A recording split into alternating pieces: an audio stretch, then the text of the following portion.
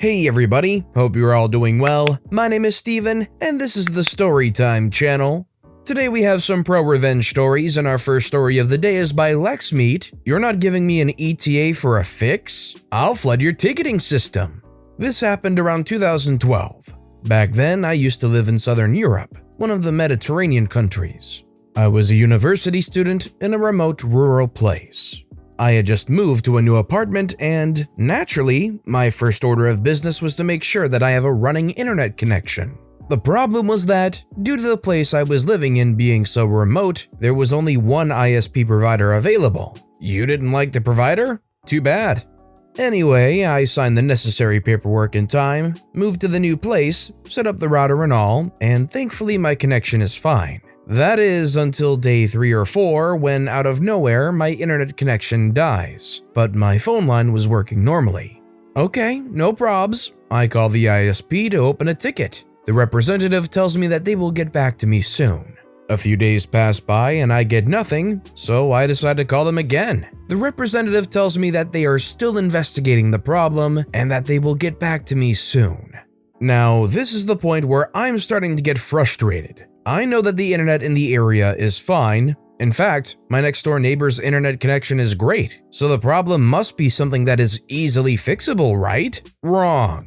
A week has passed by and I call them again. This time, the representative tells me that they have investigated the issue and the problem is officially of unknown origin, which means that they cannot give me an ETA for the fix. I hang up the phone feeling sad and perplexed. As I contemplate my internetless existence, the representative's words echo in my mind. Unknown origin, we cannot give you an ETA. Slowly, my sadness transforms into denial. How is this possible? My phone connection still works, so the line is still there, and I know for a fact that everyone in the area has a stable internet connection. This must be a simple bug that is easily fixable. This can only mean one thing. Some jerk has not been doing his job correctly. The denial becomes anger. How dare they tell me that they cannot give me an ETA? This should be illegal. What if my job depends on my internet connection? Not to mention that internet access is a basic human right. They are denying me my rights by not giving me an ETA. At this point, the issue stops being the internet connection. It's about the principle of the matter. As a human being and a customer, I am entitled to an ETA. I call the ISP again and I try to explain my flawless reasoning. No luck. The poor representative who listens to my rant tells me the only thing I can do is to open a new ticket. Shocked by my inability to define my fate, I accept his offer and hang up. And then, a magnificent idea is born. Since the only thing that I can do is to open a new ticket, then this is exactly what I'm going to do. From that point on, I was calling my ISP provider 2 to 5 times per day. Each time, I was telling the representative the same thing. This is what has happened. I know that there are multiple tickets with my name on them already, but I want you to open a new one. Most of the representatives were pretty amused by my story. Everyone complied. A month later, yes, a month passed without the issue having been fixed, I get a call from the regional tech executive of the ISP. The call goes like this. Long, angry rant. You must stop opening tickets, you're flooding our ticketing system. More long, angry rant.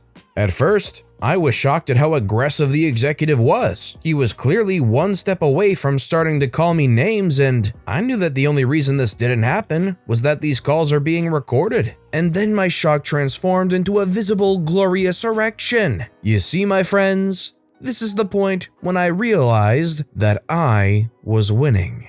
Well, are you going to give me an ETA for a fix? We cannot give you an ETA. The problem is of an unknown origin. Then I guess I'll keep opening tickets. Executive hangs up. To cut a long story short, this exchange renewed my passion for crushing the souls of those who have wronged me. So I kept opening tickets at the same place for another 30 to 40 days. I estimate that in the course of the total around 70 days that this lasted, I must have opened more than 250 tickets. One day my phone rings. I pick it up, and it's an ISP representative who tells me this. Mr. OP, is this you? Your problem has been resolved. Everyone at ISP name is talking about you. Indeed, on that day, my internet connection was back. The cool part about this, however, was that I had internet all along. Remember my next door neighbor? She was kind enough to let me know her Wi-Fi password since day one. I kind of felt the ISP was intentionally dragging their feet on fixing this just because of all the tickets OP was opening, not knowing that the entire time they had fully functioning internet anyways. And let me ask you guys, wherever it is you live, do you have more than one realistic ISP option? And by realistic ISPs, I mean ones that will deliver you actually good speeds. Let me know in the comments down below. Our next story is by Pristine Accident 74. I catfished a former boss to get paid. I used to work for a married couple, Billy, male 52, and Gigi, female 44, who owned a business services/public relations agency. It lasted more or less for a year. They seemed nice and humble, but in reality, they were shady and untruthful. The company began to falter because of poor management and zero intention to prioritize. Billy was your baby-faced next-door neighbor type. He looked about 10 years younger and had a kind smile. He was soft-spoken and had an artistic and creative flair to him. Gigi looked matronly with a Mother Earth incarnate attitude towards her children. She prided herself on being ruthless when it came to giving her family only the best. She could be really nice when she wanted to, but I found out early on that she was 100% apt at gossip and being two-faced. The company's constant changes were a red flag. They went from business service plus PR agency to IT provider to a business incubator to indie beer partners. What I'm trying to say is that they tried to dip their donut in everyone's coffee. Figuratively, some of us had no real way to escape. The lady working next to me was already 67 years old and scared that no one would hire her. I wasn't in a great place either. We were 8 employees in total. They wouldn't lay anyone off because they believed that the employee should quit. They paid us only a portion of our salaries. Incomplete weekly payments. Employees would run for the hills once they found a better job. Some of us were stuck. It was horrible. Then they would pay the normal rate for a month and then do it again. They never cut down on their luxury expenses, so the wife would post her shopping sprees or arrive in a new car like it was nothing. Zero empathy. Very insensitive. The husband was obsessed with making it big time. So much that he sometimes failed to see an opportunity right in front of him. He said he was Coca-Cola's brand manager. I swear I looked it up and could never find any reference. Gigi had a display full of small local magazines, mostly about design and architecture. They were very proud to be a team member, but in reality, they just helped them print 2 issues. They wanted big business only, but in the meantime looked down upon tangible potential clients. Like the young Latino couple who showed up trying to learn more about their services. They seemed lost because they wanted someone to help them set up a coffee business and had no idea how it was done. I talked to them and helped them into the waiting room. They even showed up with their baby in a stroller. That means they must have driven by and decided to come in. An impulsive client should be retained. The guy said his grandpa had a farm and he wanted to create an import/exports company. Once Billy showed up, he listened for a bit, then kind of gave them a abrupt dismissal. That was a jerk move because that couple opened their own business with someone else and even have a Facebook page. It could have been Billy. Billy lined his office walls with posters of Steve Jobs and Elon Musk. His wife, the chief enabling officer, put up signs on each room. The main employee area was the machine room, Billy's office was the chamber, the conference room was a meeting of the minds. Every time an employee disagreed with Billy during a brainstorming session, Gigi would call them aside and tell them that, "Billy is your boss, you need to know that he is brilliant and a genius. I want him to have that taste of success." I experienced that firsthand. I also hated brainstorming because that was never on my job description. They just wanted to pick everyone's brains. In the meantime, we had to see the Pandora jewelry, the expensive makeovers for their daughters, and the weekend at the spa updates on Facebook. Gigi's captions were usually about rewarding herself after a hard week or because she deserved it. Oh, and I'd like to mention that they bought into the social guru phrases about emotional direction. So if an employee ever got angry, Gigi would tell you, remember, the one who gets angry is the one who ends up losing.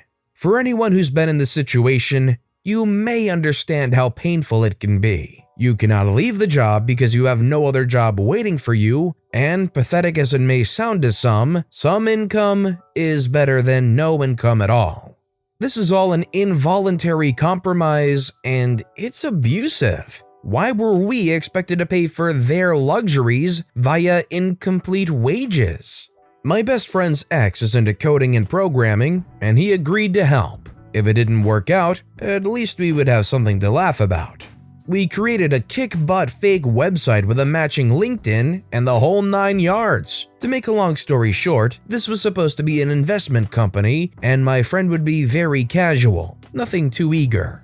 He started by liking my employer's Facebook page, then comment. Before we knew, my boss took the bait and was engaging.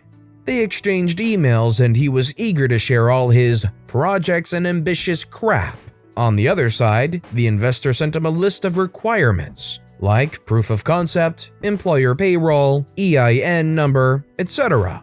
The investor agreed to work them if they could prove they were legit and up to date. No bank account of confidential info was asked.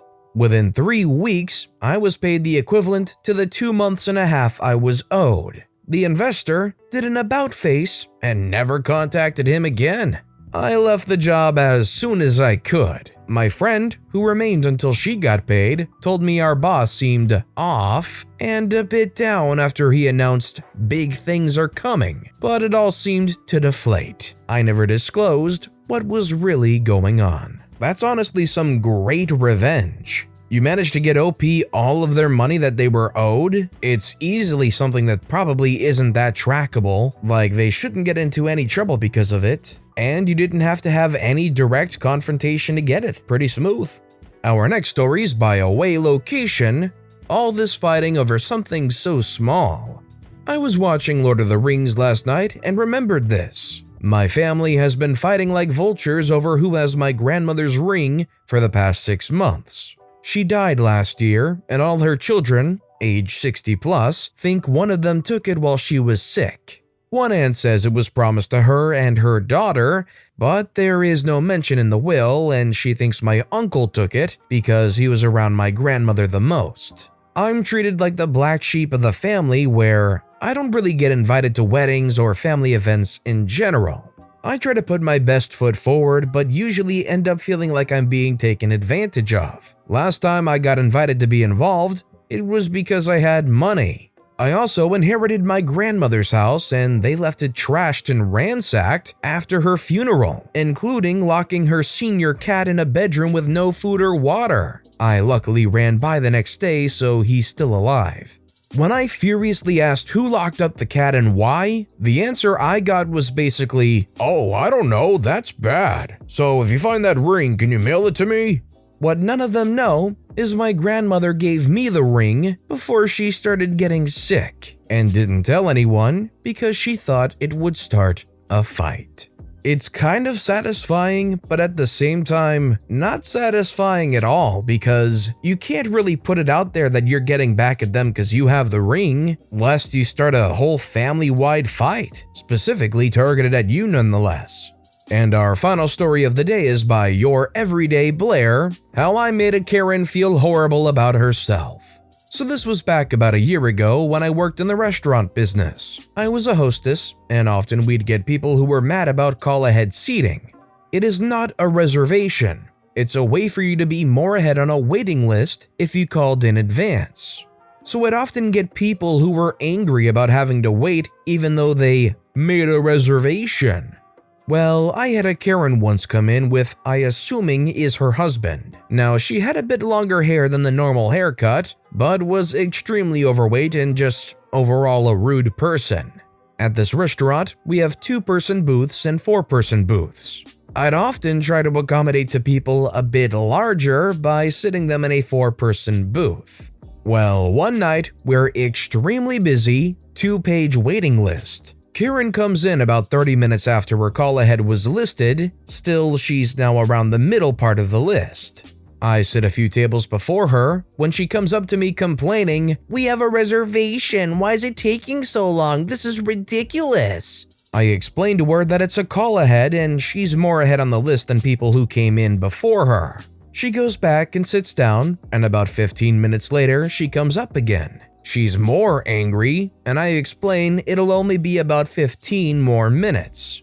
She's getting really angry, saying, "I told you, we should have went to the other restaurant nearby." At this point, I'm tired. I've worked 10 hours and honestly, I felt like if I'm gonna be at this job, I should have at least one story to take with me when I leave. So, I see a 2-person booth has opened up. I explain, "Ma'am, we have a 2-person booth that just opened up. I'd be happy to sit you there if that's okay."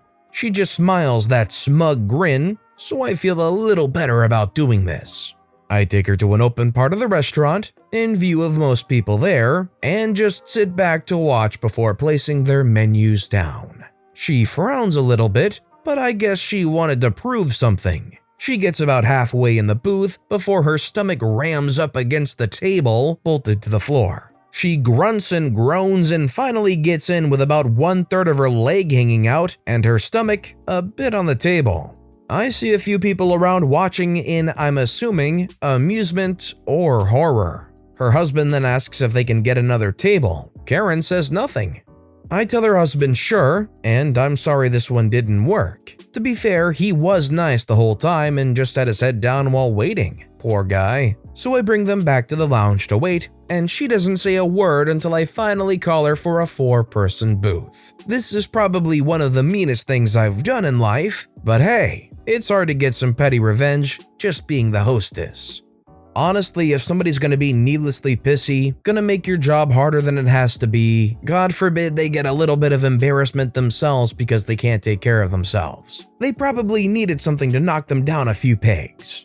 But with that being said, that's all the time we have for today, so if you have a favorite story of the day, let me know which story and why in the comments down below. But besides that, if you enjoyed the video, please consider giving it a like, and if you haven't, subscribe and turn notifications on so you'll never miss an upcoming video. No matter what you do, whether it's just viewing the video, liking, subscribing, turning notifications on, I appreciate the heck out of it. Every little thing that you do helps the channel grow that much more, and I can't thank you enough for it. So, until next time, I hope you all have a wonderful day, and I'll be right here next time on the Storytime channel.